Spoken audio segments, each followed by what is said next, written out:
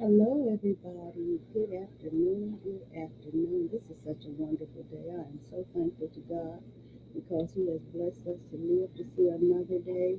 And I am just grateful, grateful, grateful because of who He is and what He is and who He is in my life and yours too. Some people don't acknowledge the fact that He is in control, but God is definitely in control in our lives. And for that, I am so grateful, so thankful because of who He is.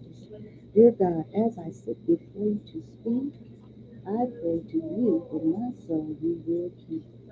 And if I should die before I finish, I pray to you, dear God, in the name of Jesus, that any outstanding sins will be forgiven by you because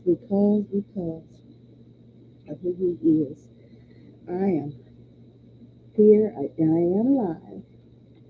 Today is Tuesday. It is the 20th of August in the year 2024.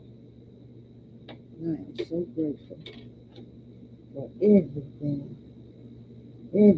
that God has done, is doing, will do in our lives. Because of who He is, because of who He is, I give Him glory, I give Him honor, and I give Him praise for who He is and what He's done for me, for you, for all of us. And I'm trying to get my light right. And here, my light's not coming on. Today is love enough? The question is love enough? Is love enough? So we're going to talk about that because we fall in love as we say. We fall in love. People come into our lives. We want to have a lifelong relationship with them, have them in our lives forever. And we just think, hey, I love him, I love her, and everything is going to be just peachy, creamy. But sometimes, many times, it doesn't work out because, as some of my research here that people have done, and I am using, they say, hey, they give an answer about it. Is love enough? So we will see. Is love enough? My light is not doing what it's supposed to do. I'm going to see if I'm going to be light enough. And if not, I won't. You know what I look like. And I try not to be a camera person on camera all the time anyway because I'm not a camera hog. I don't intend to be. Let me see here. Is love enough? Is it enough for you? Is love enough? So we have some research here. I'm just going to leave it just like this. And I've told you that my ring light, for some reason, is not coming on. So I'm not going to worry about it. I'm just going to go with this light. Now I have another light here. I don't know what cause the workers trying to get it on. This light here on the table by me. Let me see if this is going to work. Okay. I don't want too much light. There we go. I don't want too much light. Too much light could be just as bad as not enough. But this might work. Hey, look at her. As long as it stays on the tape. Hey, you can see me. I can see me. Okay, I'm going on. Is love enough? So I have some research here that I have three sites here, I believe, and it's going to talk about another person. Is entitled.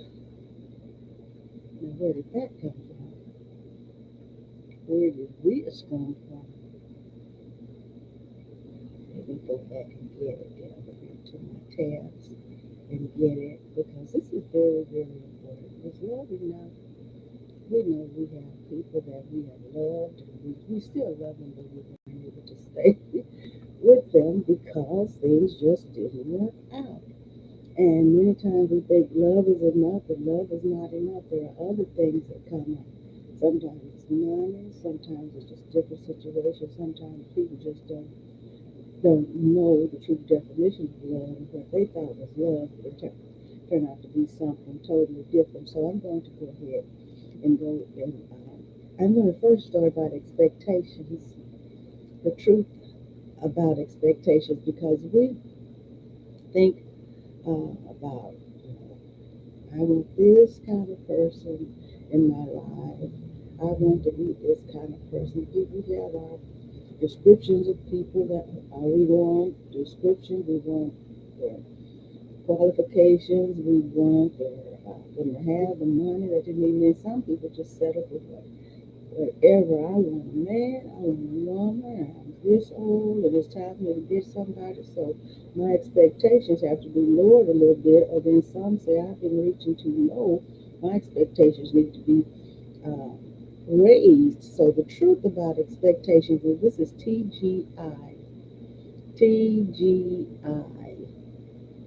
And it's www dot gov. I guess not gov. Let me see what this is. But it's TGI. Okay. The truth about expectations in relationships. By having high but still realistic standards, you are far more likely to achieve the kind of relationship you want. Okay? By having high but still realistic standards, you are far more likely to achieve the kind of relationship you want. So, hey, we're starting out on a good foot, huh?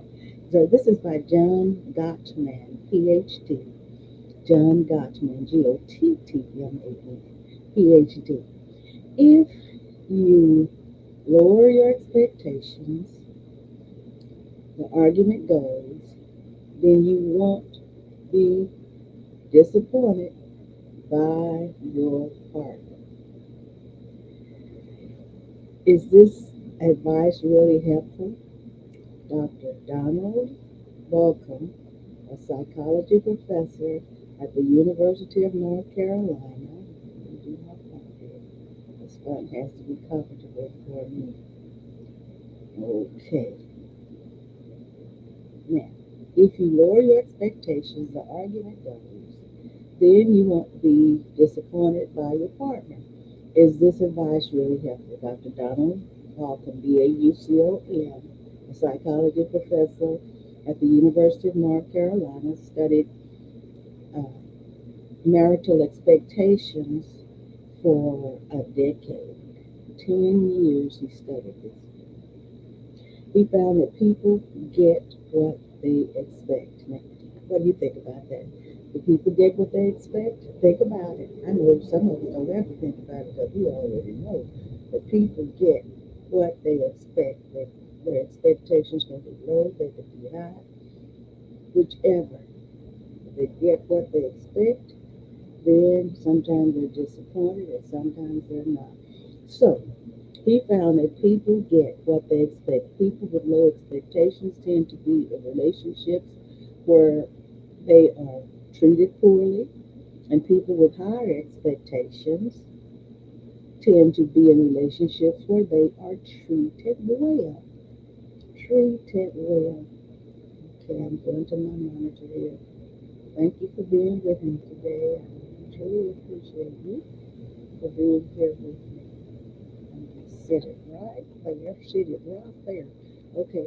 By having high but still realistic standards, you are more likely to achieve the kind of relationship you want than you are by looking and the other way and letting things slide. And you know what? I believe all of us, I can speak for myself, we've let things slide to our detriment, to our detriment. Sometimes we look over things that we shouldn't look over, and then something will happen. We say, well, okay, it won't happen again. And then it happens again. So we look over some things to our detriment now. okay? And we're all human. We all have flaws, and we all should be compassionate toward one another. But there are some things you just have to be careful about, okay? So these relationships, listen to this. I'm going to go back over this part. By having high but still realistic standards, you are far more likely to achieve the kind of relationship you want than you are by looking the other way and letting things slide. So this next subtopic here is the good enough relationship. The good enough relationship. Here we go on this one. And the writer said, I encourage couples, because he's a psychologist, okay? I encourage couples to strive for the good enough relationship, which sounds like settling for less than this. Isn't that contrary to Balkan's research findings on marital expectations? And he wants us to allow him to explain. He said, in a good enough relationship, people have high expectations for how they are treated. They expect to be treated with kindness, with love, with affection, and with respect. We all should want that, to be treated with kindness, love, affection, and respect. That's something we cannot look the other way on, okay? They do not tolerate emotional or physical abuse. Right on. They expect their partner to be loyal. Right there. This doesn't mean they expect their relationship to be free of conflict. Even happily married couples argue. Conflict can be productive because, when handled in healthy ways, it leads to greater understanding. And you know what? Elder Davis and I never argued. We would discuss things, but I see arguing as fussing back and forth and disagreement and raising your voice and becoming super emotional and all of that. That never happened with us. I am so grateful. So grateful it did not happen with us. And the Lord blessed us to be married to each other for 14 years and 10 months. 14 years and 10 months exactly. Solvable and unsolvable problems. We should not expect to solve all our problems in the relationship either. My Love Lab studies found that almost two-thirds of relationship conflict is perpetual. As Dr. Dan Weil says, when choosing a long-term partner, you will inevitably be choosing a particular set of unsolvable problems. It's unrealistic to expect a relationship to heal childhood wounds or to become a pathway to spiritual enlightenment or self actualization. Eli Finkel, a psychology professor at Northwestern University, encourages couples to recalibrate their marital expectations for these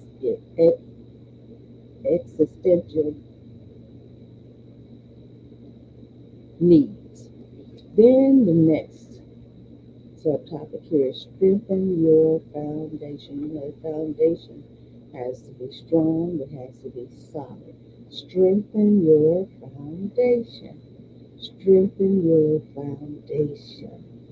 Okay, hi everybody. Thank you for being here with me. Thank you, Lady Patsy. Thank you so much for being here. Strengthen your foundation in our empirically based theory, the sound relationship house. We describe what couples in the good enough relationship do and have. Let me take a drink here. My throat has a tingle.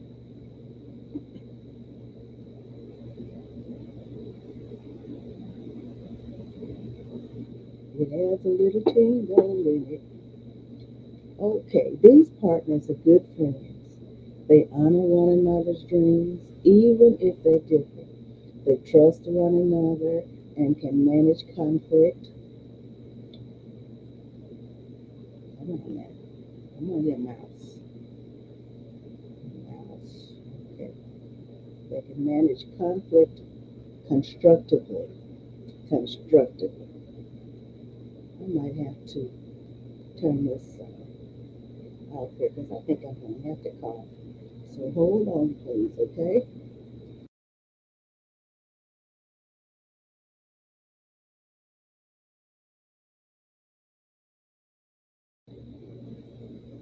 Okay, I think I got that taken care of. That means that they can arrive at mutual understanding and get to compromises that, come on, mouse, work. Okay, let me go get back here. Talking about the partners in the good enough relationships. Uh, what couples in the good enough relationship have. These partners are good friends. They honor one another's dreams, even if they're different. They trust one another and can manage conflict constructively. That means they can arrive at mutual understanding and get to compromises that will work. This is very important. So the question here is love enough? And they can repair effectively when they hurt one another. They can repair effectively when they hurt one another. Expect that, okay? You deserve it.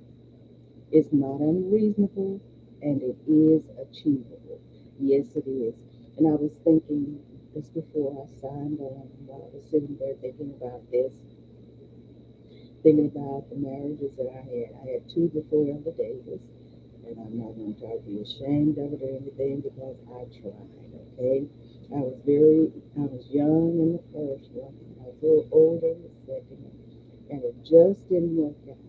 Sometimes you feel that you're in love, and you can be in love a person, and we say in love, but love in those cases was not enough, not enough. And then you go into sometimes that what people think is love turns out to be something else besides love. So this is very important. It's not unreasonable. It's not, uh, and it's achievable when you have a constructive relationship, a good relationship. You understand each other. You're friendly with each other. When you have a conflict, have a discussion. You can discuss it without cussing and fussing and hitting and spitting and all of that. You can do it. It is possible.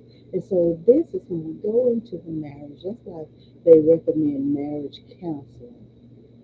Because in this day and time, with all of the things going on in the world and all of the cares of the world, and things just come every femtosecond, something is being thrown at us in this world. And you have to go into the marriage and go into it with expectations of having a good marriage, a good enough marriage, but then understanding that things are going to come your way in this marriage, and you both have to have a mindset that I know things are going to come, but I love this person. I'm going to do my best, my very best, to make this marriage a great partnership. And if people go into it like that, and I know they think it, and sometimes they go into it and they think they know everything, they think we know that we're blinded. And then sometimes we get into situations and then we get married, and then it's not the thing, and then it just so many things that happen. I won't go into all of the things, but sometimes people, I'm not going to do that. Research-based resources. How can you know you're in a happy relationship that's both good for you, for your health, and everyone around you? And there's a quiz here on this page. There's a quiz here, and then there's the Gottman Relationship Advisor, the world's first complete relationship wellness tool for couples, takes the guesswork out of improving your relationship. Measure your relationship health with a research-based self-assessment, then receive a tailored digital relationship plan proven to heal and strengthen your connection. So this site here is a good site, and it has evaluation tools, and you can sign up if you need some help. And let me see if I can find it down here where you go to. But I will put it on there when I come back because I have to get close to the screen to read what's up in my bar. Okay, let's go to the next one. Talk about the question is marriage is love enough? Is love enough? And Tina Turner, what's that song? What's love got to do with it? It's got a lot to do with it, but then there are other things to consider too. You can't live off of love, okay? You can live being love, and you can live giving love, but love yourself. There are other things that go with it. Love is not enough for a healthy marriage. This is Psych Central, and Psych Central and what is it? Better Health. One of those work together, but this piece is medically reviewed by a scientific advisory board. It's written by Danielle B. Grossman, MFT. Okay, and on March the 17th in 2013, but we know that these are always good for us to go into and look for. So is love enough? So she said right here, love is not enough for a healthy marriage. So let's dig off into this, okay? Love gets you on the road to a healthy marriage. It can get and keep you in the game and help to keep you on the road. Love is not enough, however, to play the game well. Got it? Love is not enough to get you where you want to go. Love is not enough for a healthy marriage. Now, it might not be enough, but it's very essential, okay? And some people have partnerships, and they could be like a business, but there are some people who really, really love each other, okay? Really love each other. So, love is not enough for a healthy marriage. So, there are other things to consider. Marriages are a test of our emotional and life skills. Since most of us were never taught many of these skills, and we were not taught the skills we saw mom and daddy in their marriage relationships, and I can say that mom and daddy had a great relationship, and we never saw or heard mom and daddy fussing, cussing each other, and not even acting mean and evil toward each other. I can say that. And my sisters can say it too. And all of my brothers and my other sisters who are waiting in eternity, they could tell you too. We never saw mom and daddy, never heard them in a disagreement with each other. No fussing, cussing, fighting, none of that. And I am so grateful. And then here we are, we get in our relationships and all of this stuff just swooshes in. We never used to that kind of stuff. So marriages are a test of our emotional and life skills. Since most of us were never taught many of these skills, it's no surprise that so many marriages, even those that are based in love, are a continual struggle and often fall apart. Many of them fall apart. My goodness. They do. They really do. But we're going to go on into this. The following is a list of various interrelated emotional and life skills that are necessary for a well functioning marriage. As you read through the list, ask yourself, which of these am I good at? And we're in Psych Central right here, okay? Which of these am I good at? Which of these do I need to improve? Which of these, let's see, are hard to nearly impossible for me? And the next one is, are there any skills that I think are missing from this list? And so this takes honesty. Honesty, we have to be honest with ourselves. And then we have to have compassion on ourselves. We talk about that, having compassion and being honest with ourselves. So here we're going into it. Emotional and life skills necessary for a healthy marriage. Number one,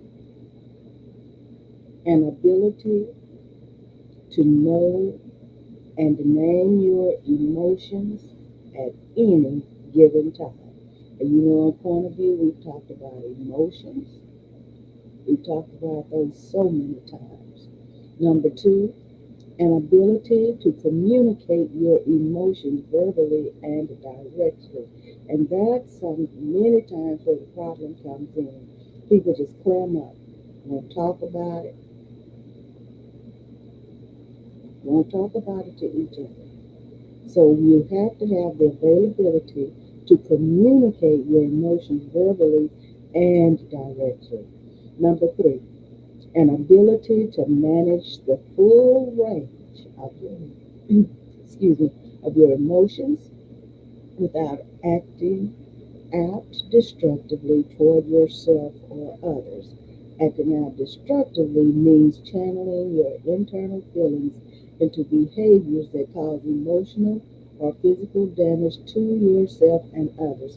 And see, that's where that clamming up, being quiet, making yourself scarce from everybody, shutting yourself off, all these things are building up inside, and they are eventually going to come out and do some damage if they're not controlled. Okay. Now, number four, an understanding of what happens, of what helps you to manage emotions. Number four, an understanding what of what helps you to manage emotions. And look at the second one, a willingness and ability to seek those supports when necessary. Now we're talking about emotional and life skills necessary for a healthy marriage, all right? So we just did number four. Number five, an ability to tolerate feeling a lack of connection to your partner sometimes.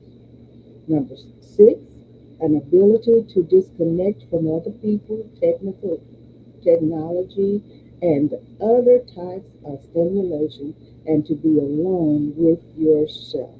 Sometimes we have to disconnect, all right? Number seven, an awareness of your physical needs and a willingness to make choices that optimize your physical health. You've got to take care of yourself. I'm telling you, you must take care of yourself because your physical condition can affect your mental condition, and that mental condition can cause problems in the marriage. Eight, ability to emotionally the ability to be emotionally present for a loved one, even when they are unable to do anything to fix his or her pain or suffering. And that is something that's very important. Sometimes they can't say anything, or maybe you can't say anything because you're overwhelmed with grief, you're overwhelmed with hurt, you're overwhelmed with disappointment, whatever is going on in your life.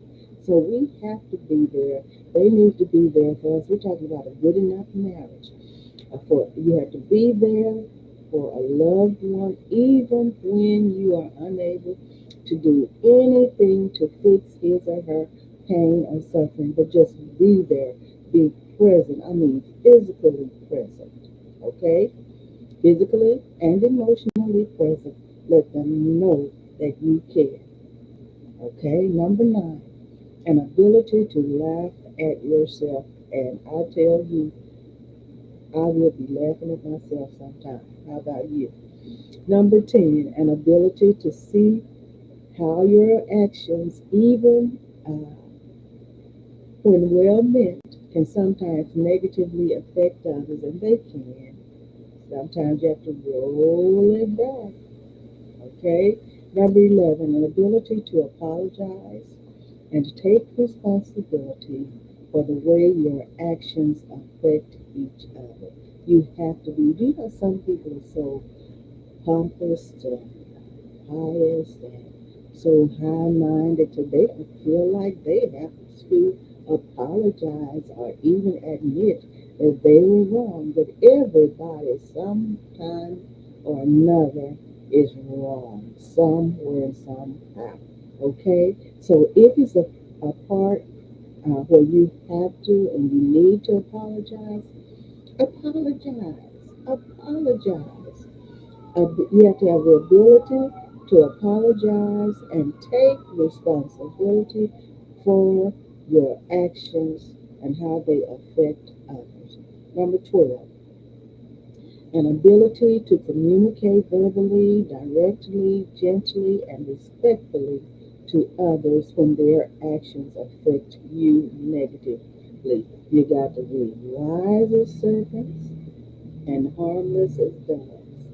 You have to be a great communicator, or you be a good communicator, and be able to deal with people even if you're on the end of the hurt. Okay, you have to be able to communicate with them verbally, directly, gently, and respectfully. That's a must. Okay, and especially your significant other. 13, an ability to receive critical feedback without blocking it through defensive tactics such as denial, shifting of blame, playing the victim, or bullying. And I work on that. I work on that. All right. Number 14. Oh, I don't really. Not that. But I remember one time, when it's been some years ago, and Robert used to watch me from Phoenix, and so he gave me some constructive criticism. He told me not to have so many preliminary things going on. Just do my intro and just go right into what I'm going to do, and I've been doing that. And I thank him for the criticism. I took it, and it was constructive. It was very constructive, and I am so thankful for him telling me that. Okay, number 14, an ability to identify what you need or want from others and communicate that verbally and directly. People won't know what you need and what you want unless you tell them. And then some people won't tell the others in their lives, and then they get upset because they can't read their minds. And believe it or not, this destroys communication and destroys relationships. Well, you should have known. Well, how can I know if you won't tell me? Well, you're supposed to know. Okay, be careful. Be very careful. Number 14 says an ability to identify what you need or want from others and communicate that verbally and directly. 15, an ability to tolerate feeling disappointed by others without acting out destructively toward yourself or others. And I know you've been disappointed at times, because I know I have been disappointed, but I didn't go fussing and all of that. Okay, it will work out in your favor. Oh yes, it will. It will work out in your favor. Okay. Now, number 16, an ability to tolerate the experience of having others disappointed in you without acting out destructively toward yourself or others. There are some people that express disappointment in you, And sometimes maybe something happened and you were not able to fulfill an obligation or something like that. And people have, someone has been disappointed. So what it's telling us, having others disappointed in you without acting or destructively toward yourself or others, just own up to it. Okay, and the best thing about this is you feel like you can't carry out whatever you say, then make sure you communicate that before it's time for it to happen so people can be prepared, because many times whatever it is they can make uh, do a substitution or something or whatever that there needs to be done. Okay, 17, an ability to step back, gain perspective on any given situation, and see it in the context of a big and complex picture of life. 18, an ability to step back and see the whole picture of yourself or another person in all of its complexity, shades of gray, and seemingly con- contradictory parts. You have to see yourself. You have to see yourself. We need to see ourselves. So many times we like to look at others and find what's going on, what we feel like is not right in others instead of looking at ourselves. So that song tells us, take a look at yourself and you will look at others differently. And I believe that is the truth. Okay?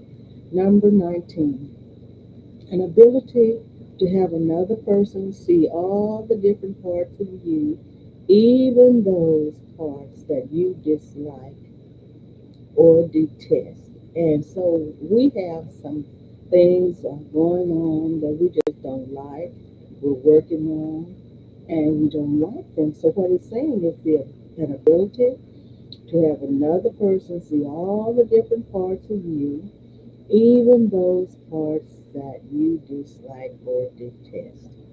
And sometimes people are attracted to the things that you don't like about yourself. And then that gives you a different outlook on that. Okay? 20, an ability to tolerate us sometimes feeling misunderstood or inaccurately perceived by others. And I know you felt that. I know you felt that.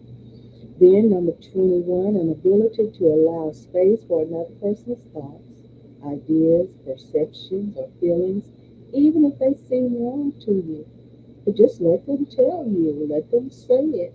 Go ahead and listen. Okay? 22, an ability to ask for space for your own thoughts, your ideas, your perceptions, or feelings, even if they may cause conflict or upset others. Sometimes you just have to say, would you excuse me? I need some time for myself. I need to do this. I need to do this. So if you just give me some space and I can work on this and I will be okay. And sometimes it's more serious than people even know. And sometimes you might need just a few minutes by yourself. Sometimes you might need some days. But whatever it takes to get it right, you need to do that. And so it's saying that you need to have the ability to ask for space for your own thoughts, for your own ideas, for your own perceptions or feelings, even if they may cause conflict or upset others. 23, an acceptance that there are pros and cons to any choice, and that there is no way to avoid sacrifice, compromise, and dissatisfaction. Sometimes we have to compromise. But I'm telling you this, don't compromise to your detriment. All right? You're in this bargaining conversation, whatever it is, so don't do anything, agree to anything that's going to harm you. Okay? Because just like you're considering a person, that person should consider you too. And sometimes if you can't compromise, sometimes you have to bow out. Okay? Telling you. 24, an ability to move beyond your own thoughts, your own ideas or fears, and truly understand how another person is feeling. Take some room in your head and try to understand other people. That's the only way you're going to get along with someone is try to understand them. Understand them. Have compassion on them too. But I always say, not to your detriment. I'm telling you. Okay? 25. An ability to verbally and directly show that you understand how the other person is feeling. That's good. 26. A basic competency in navigating the world professionally, socially, and practically. A basic competency. Okay? Just know the basics about getting through this world, functioning in this world in these in a professional manner, in a social manner, and practically know how to maneuver life. All right? 27. An ability to face your aging and death and the aging and death of others without acting out destructively toward yourself or others. Oh, and many of us have experience in that, don't we? And thank God for His comfort, for His guidance in those situations. Lord God Almighty. 28. An ability to let go of pain from the past, forgive yourself or others, and refocus on the present moment. 29. A basic level of competence in organizing your daily life and managing time. That's very important. Organizing your daily life and managing time. 30. And to tolerate feeling bored and dissatisfied because sometimes we can get bored, can't we? 31. An ability to seek and explore ways to grow, expand, and change. Never give up on trying to improve your life. Okay? And when you improve your life, that helps improve whoever is around you, whoever your partner is, your significant other, whoever. It helps those around you too. 32. An ability to set limits and boundaries. You know, we talk about this quite often with others and with your environment in order to take care of your own emotional, mental, and physical health. We have to take care of us first, okay? 33. An ability to recognize the experiences of feeling powerless or out of control and to tolerate those feelings without acting out destructively on yourself or others. Have you ever been in a situation and it became so uncomfortable and you feel like you could move to the left or to the right? You just had to sit there and bear it. Have you ever been in a spot like that and then you say, Lord, help me to get out of this, and when I do, or what's that song that says, I won't be back, I won't be back, I won't be back, no more, no more, no more. And you can be with some people and those people that can make you uncomfortable. I'm telling you. Okay, 34. An ability to respect and accept other people's boundaries, even if they upset you, without acting out destructively toward yourself or others. Working on yourself. We have to be prepared for this because we don't know from, from one moment to the next what kind of situation we might be in. So let's prepare ourselves, get ourselves built up so that we can handle whatever situation we get into or placed into, that we can handle it and it's positive for us to get out of it safely if it's dangerous or whatever it is to come out unscathed. Okay, our feelings might be hurt, might be disappointed, but as long as we can get out of it, and you have to be, I'm going to say it again, you have to be as wise as serpents and harmless as doves. But we got to work it to get out of it, okay? 35, an ability To tolerate the possibility of being rejected or abandoned by your loved ones without trying to close off their exit door through controlling behaviors, inducing guilt, or threatening to be destructive to yourself or to them if they leave you. And the thing about someone leaving you and you think everything is all right, you find out, hey, they don't want to be around you anymore. They have other things that they're planning on doing. You can't make anybody love you and you cannot make them stay. So it's just all this threatening. I'm gonna kill myself. I'm gonna kill you. And if somebody even, I think they're even gonna say that, honey, I'm already planning on my way out. And don't let your left hand know what your right hand is doing. Okay, you have to be wise and you have to plan. You have to be strategic.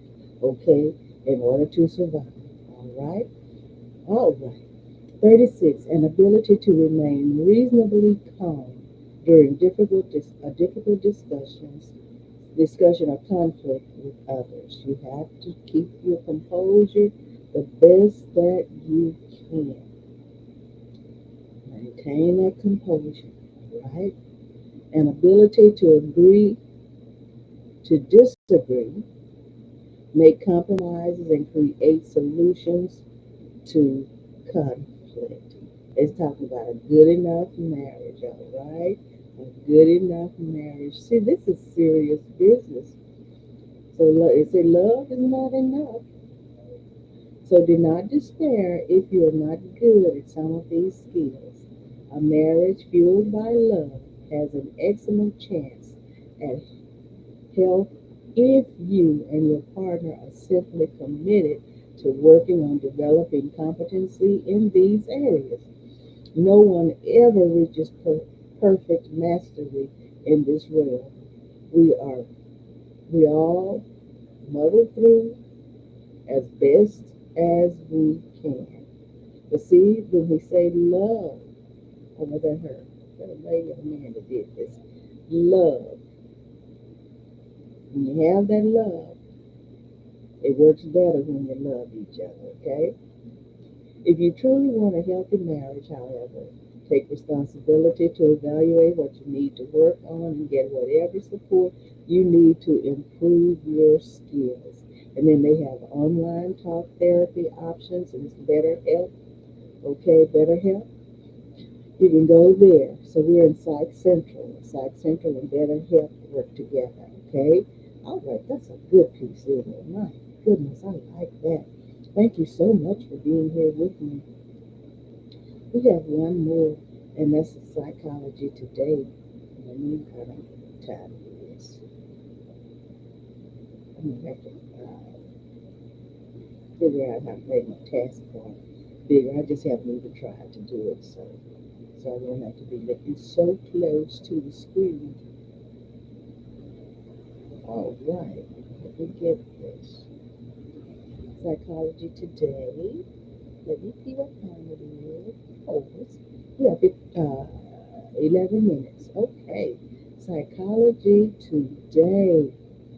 And the question is love enough? And this is by John Amadeo, PhD.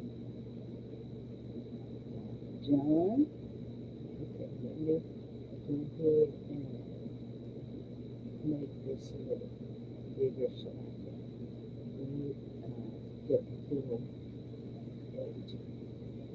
With that, make the page bigger. Okay, here we go. MFT, marriage family therapist. Okay, and he's got this question why, well, this quote, this statement, why love isn't enough. Why love is not enough. What it means to feel emotionally safe in a relationship. And this was in September the 9th in 2019, and it's reviewed by Devon Fry. All right? So, is it possible to love someone but not feel emotionally close? Now, that's a great question. Do you have a longing to connect, but your yearning gets frustrated without knowing why? Sadly, there is often a gap between the love we feel in our heart and the emotional intimacy we experience with someone. The connection we desire may seem so close, so we keep trying, yet it may remain sadly elusive. It's maddening when you love someone but don't experience the trust and safety that are necessary for the relationship to thrive. I have been there, been in that, okay? This emotional safety is an essential foundation for an intimate relationship. When you feel safe, when you feel protected, that's very important. One thing I didn't have to worry about with Elder Davis, he protected me and he told me, you'll never have to say anything to defend yourself. He said, I'll take care of it. And he did. Okay. Here are the ingredients of emotional safety. Thank you for being here. Thank you. When we feel emotionally safe, we feel internally relaxed with the person. Our guard is down and our shields don't go up when we interact. I'm thinking about something. It happened a long time ago in my youth, talking about feeling safe with someone. I'm going to tell this on myself. You know, I can laugh about myself. Well, I was on the integrate. So, you know how you like to go to the lake and you like to sit out and everything and just enjoy each other like at night and watch the moonlight and all that. Honey, child, this particular time I said, take me to the house. I didn't feel safe. I did not feel safe in that environment. I did not. And I think about that now, and it's funny to me, but I said, gotta go. We have to get out from out there. So when we feel emotionally safe, we feel internally relaxed with the person. Our guard is down and our shields don't go up when we interact. But my shield went up and around and the whole 9 yards. We have to get out from out there. We feel free to be authentic, which includes expressing our hurts, our discontents, and longings without fearing that we'll be criticized or shamed. According to John Gottman's, here we go back to John again, research on marital success, one of the four factors that lead to troubled relationships is defensiveness, along with criticism, contempt, and stonewalling. We defend ourselves against the painful feelings that might heart pierce, the word is pierce, okay? So I'm going to do that sentence again. We defend ourselves against the painful feelings that might pierce our heart if we are blamed, judged, shamed, or rejected. Maintaining this invisible wall becomes a barrier that doesn't allow our heart to remain soft and open. And sometimes when you go through things, sometimes you go through this and go through that, and it's hard to let your guard down and fully trust some individual again. It really is. And so these are all things that we have to work on. And that's why it tells us, hey, let God put you together with someone and then you have to even worry about it. Not to say you won't have discussions and all of that, but you won't be cussing and fussing and fighting and all that kind of stuff toward each other. It won't happen. Okay? There are many possible ways to protect ourselves when we don't feel safe. We may shield ourselves by shutting down and staying distant. We might minimize contact with a partner or friend. Or we might become critical. We might become critical of others before they have a chance to criticize us. Or we defensively turn the tables on them when they express some dissatisfaction with us. Well, you're not a good listener either. Or you're the one who's always late, not me. When we feel safe with a person, we don't need to be defensive because there is little to defend against, and that's for real. When we feel consistently treated with respect and kindness, we can relax internally with the person as we trust that our partner or friend has the intention and capacity to see who we really are, to hear and understand us, even if they fall short sometimes, we relax more and more with them, which strengthens trust and builds intimacy. Oh, yeah, I like this. Building a trusting, non defensive relationship requires that we give to another what we ourselves desire. That is it. That is it. Love asks for reciprocal sharing, extending ourselves toward another's world in a way that lets them feel emotionally safe with us. It's not just a one way thing. It's not just a one way thing.